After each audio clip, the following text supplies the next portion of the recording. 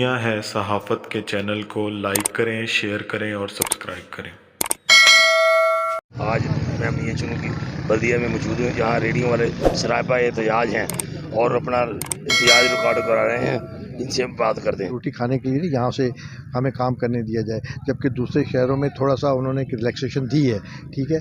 और हमारे यहाँ होता है कि हर 2 मिनट के बाद कहते हैं चलो बाहर चलो बाहर चलो। अब ये हमारा कितना बड़ा बिज़नेस है, एक छोटा सा बिज़नेस है, इसी के सर पे एक घर के तकरीबन 14-14, 15-15 अफराद सर्वाइव कर रहे हैं, ठीक है। अगर आप उसकी सर्वाइवल भी आप छीन लेंगे तो फिर वो बात वही आ जाएगी, बंदा किसके आगे रिक्वेस्ट करे, ठीक है। अब हम अपनी रिक्वेस्ट अब यही है कि हम हमारा आखिरी हाथ ये था, हमने रिक्वेस्ट यही है कि हम यहाँ तक आए हैं और हमने अपना एहतजाज हमने रिकॉर्ड करवाया है, ठीक है। सिर्फ हम लड़ाई नहीं करना चाहते, किसी से बहस नहीं करना चाहते, क्योंकि हमारी गवर्नमेंट से किसी इदारों से बहस नहीं है ना लड़ाई है, ठीक है। हमारा ये है कि हमें थोड़ी सी रिलैक्सेशन दी जाए, और हम हक ये नहीं कहते कि हमारा हक बनता है, हमें रिलैक्सेशन दी जाए, थोड़ा सा कम से कम अभी तक सर्वाइव कर सके। मेन बाज़ार के अंदर हमें रेडियाँ लगाने की इजाज़त दी जाए।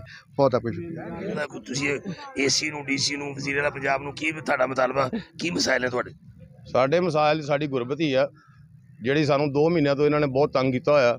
ਨਾ ਸਾਨੂੰ ਕੋਈ ਮੁਤਵਾਦਲ ਜਗ੍ਹਾ ਦੇ ਰਹੇ। ਡੀਸੀਓ ਏਸੀਓ ਸਾਹਿਬ ਨੇ ਵੀ ਕਿਹਾ ਸੀ ਗੋਸ਼ ਮਾਰਕੀਟ ਜਿਹੜੀ ਇਹਨਾਂ ਨੂੰ ਜਗ੍ਹਾ ਦਿੱਤੀ ਆ, ਉਹਦੇ ਵਾਸਤੇ ਅਸੀਂ ਇਹਨਾਂ ਦੀਆਂ ਮਿੰਨਤਾਂ ਕਰ ਚੁੱਕੇ ਹਾਂ ਕਿ ਉਹਨੂੰ ਸਾਫ਼ ਕਰਾ ਦਿਓ, ਸਾਡੀ ਜਗ੍ਹਾ ਦੀ ਉੱਥੇ ਸ਼ੈੱਡ ਸ਼ੁੱਡ ਲਵਾ ਦਿਓ ਤਾਂ ਕਿ ਅਸੀਂ ਸਕੂਲ ਨਾਲ ਆਪਣੇ ਬੱਚੇ ਦੀ ਰੋਜ਼ੀ ਕਮਾ ਲਈਏ। ਬਾਜ਼ਾਰ ਦੇ ਵਿੱਚ ਅਮਲਾ ਜਿਹੜਾ ਵਾ ਉਹ ਸਾਨੂੰ ਰੇਹੜੀਆਂ ਚਲਾਉਣ ਦੀ ਇਜਾਜ਼ਤ ਨਹੀਂ ਦੇ ਰਹੇ, ਨਾ ਸਾਨੂੰ ਗੋਸ਼ ਮਾਰਕੀਟ ਤਿਆਰ ਕਰਨ ਦੀ ਦੇ ਰਹੇ ਨੇ। ਗਰੀਬ ਆਦਮੀ ਹੈ, ਸਿਰਫ ਕੁਛ ਨਹੀਂ ਅਸੀਂ ਕਰ ਸਕਦੇ। ਸਾਡੇ ਬੱਚੇ ਜਿਹੜੇ ਨੇ ਉਹ ਸਕੂਲਾਂ ਦੀਆਂ ਫੀਸਾਂ ਤੋਂ ਬੈਠੇ ਨੇ, ਮੀਟਰ ਸਾਡੇ ਕੱਟੇ ਜਾ ਰਹੇ ਨੇ, ਸਾਡੇ ਨਾਲ ਬਹੁਤ ਬੁਰਾ ਹੋ ਰਿਹਾ। ਅਸੀਂ ਕੁਛ ਵੀ ਨਹੀਂ ਕਰ ਸਕਦੇ, ਗਰੀਬ ਆਦਮੀ ਮਜਬੂਰ ਹੋ ਗਿਆ ਜੀ। ਜਿਹੜੀਆਂ ਅਸੀਂ ਬਲਦੀਆਂ ਲਿਆ ਖੜੀਆਂ ਕਰਦੀਆਂ, ਸਾਨੂੰ ਜਿੱਥੇ ਇਹਨਾਂ ਨੇ ਕਰਨਾ ਚਾਹੁੰਦੇ ਨੇ, ਜੋ ਕਰਨਾ ਚਾਹੁੰਦੇ ਨੇ ਸਾਨੂੰ ਮਨਜ਼ੂਰ ਆ, ਮਗਰ ਸਾਨੂੰ ਰੋਜ਼ੀ ਕਮਾਉਣ ਦੀ ਇਜਾਜ਼ਤ ਦਿੱਤੀ ਜਾਵੇ। ਤੁਸੀਂ ਵਜ਼ੀਰ ਆਲਾ ਪੰਜਾਬ ਕੋਲ ਆਪਣਾ ਕੀ ਮੁਤਾਲਬਾ ਹੈ ਚਾਹੁੰਦੇ ਹੋ? ਅਸੀਂ ਤਾਂ ਵਜ਼ੀਰ ਆਲਾ ਸਾਹਿਬ ਕੋਲ ਸਿਰਫ ਇਹੀ ਚਾਹੁੰਦੇ ਹਾਂ ਕਿ ਸਾਡੇ ਬੱਚਿਆਂ ਦੀ ਰੋਜ਼ੀ ਜਿਹੜੀ ਆ ਸਾਨੂੰ ਕਮਾਉਣ ਦੀ ਇਜਾਜ਼ਤ ਦਿੱਤੀ ਜਾਵੇ। ਜਿੱਥੇ ਵੀ ਜਗ੍ਹਾ ਉਹ ਦੇਣ ਸਾਨੂੰ, ਦੇ ਕੇ ਤਾਂ ਆਪਣੇ ਬੱਚਿਆਂ ਦੀ ਰੋਜ਼ੀ ਕਮਾ ਲਈਏ। बेरोजगार बच्चे होंगे, ए भी रोजगार बनता, बच्चे भी बेरोजगार है, की करांगे? मेरा गल करन दा मकसद ये है, ठीक हो गया ना जी।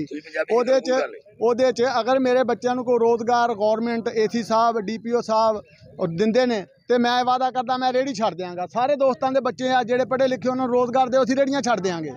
जदों साडे कोल रेहड़ी लाउण तो इलावा जरिया कोई नहीं, फिर असीं की करांगे?